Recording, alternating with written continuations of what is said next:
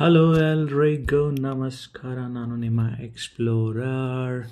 So ಇವತ್ತೇನಾಗಿದೆ ಅಂದರೆ ನಾನು two ವೀಲರ್ನ park ಮಾಡೋಕ್ಕೆ ಹೋಗಿದ್ದೆ. ಈ ಪಾರ್ಕಿಂಗ್ ಸ್ಕ್ಯಾಮ್ ಹೆಂಗಿದೆ ಅಂದರೆ ನೋಡಿ, ನಾನು ತೋರಿಸ್ತೀನಿ. ನಾನು ಪಾರ್ಕ್ ಮಾಡಿರೋದು 2 ಗಾಡಿ, ನಂದು ಮತ್ತು ನನ್ನ ಕೊಲೀಗ್ದು. ಸೊ ಲೂಲು ಮಾಲಲ್ಲಿ ನಾವು ಪಾರ್ಕ್ ಮಾಡಿದ್ದು.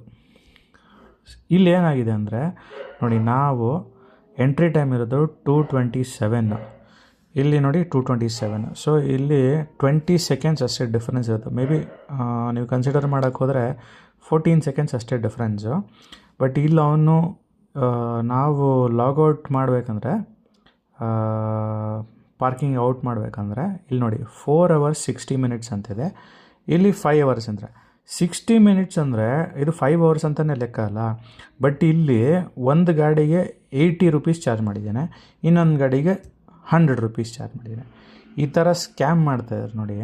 ಸೊ 20 rupees ಅಂದರೆ ಒಂದು ಗಾಡಿಗೆ ಹಂಗಂದರೆ, ಸೊ ಎಷ್ಟು ಗಾಡಿಗೆ ಆಲ್ಮೋಸ್ಟು ಒಂದು ದಿನಕ್ಕೆ 1,000 ಗಾಡಿ ಆಗುತ್ತೆ.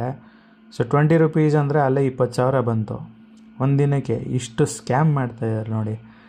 ಎಷ್ಟು ಬೇಜಾರಾಗುತ್ತೆ ಅಂದರೆ, ಈ 20 ರೂಪಾಯಿ ಏನೂ ಲೆಕ್ಕ ಇಲ್ಲ, ಬಟ್ ಸ್ಕ್ಯಾಮ್ಗಳು ಎಷ್ಟು ಚೆನ್ನಾಗಿ ಮಾಡ್ತಾರೆ ನೋಡಿ.